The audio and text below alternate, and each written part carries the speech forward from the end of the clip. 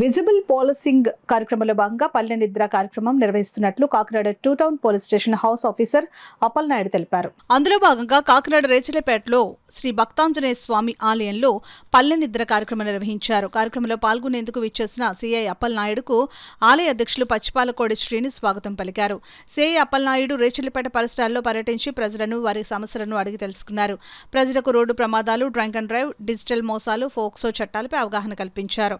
ఈ కార్యక్రమంలో దౌడ్ల హనుమంతరావు, సామంతుల హనుమంతరావు, సామంతుల వెల్లేష్, బాటనీల రామకృష్ణ, కంటా రవిశంకర్, కొర్నాల రవిశంకర్, పతి, పచ్చిపాల చిన్నప్రసాద్, కంచుమర్తి రాము, విజయ్, లక్ష్మణ్, భాగ్యలక్ష్మి, ఈశ్వరి, మహేశ్వరి, ముత్యాల అంజలి, స్థానిక పెద్దలు, రేచర్లపేట యూత్ సభ్యులు పాల్గొన్నారు. కార్యక్రమానికి ఈ రేచర్లపేట పెద్దలు, అదేవిధంగా మహిళలు వీళ్ళందరూ కూడా హాజరయ్యారు.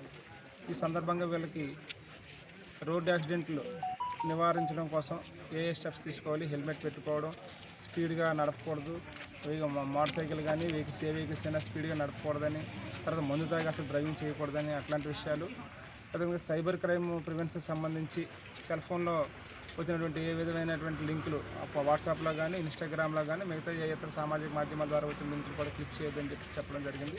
అదేవిధంగా ఫోక్స్ యాక్ట్ కోసం కూడా వీళ్ళందరూ కూడా చెప్పడం జరిగింది. గంజాయి, తర్వాత సారా, లేకపోతే వాటి చెడు అలవాట్లకు దూరంగా ఉండమని చెప్పడం జరిగింది. చాలా విషయాల్లో వీళ్ళందరూ కూడా కోఆపరేటివ్గా ఉన్నారు. ఎంత ముందులా కాదు, ఇప్పుడు రేచర్లపేట కూడా బాగా డెవలప్ అయింది. చాలా సంతోషం. నేను చెప్పినవన్నీ కూడా పాటిస్తారని మనస్ఫూర్తిగా కోరుకుంటూ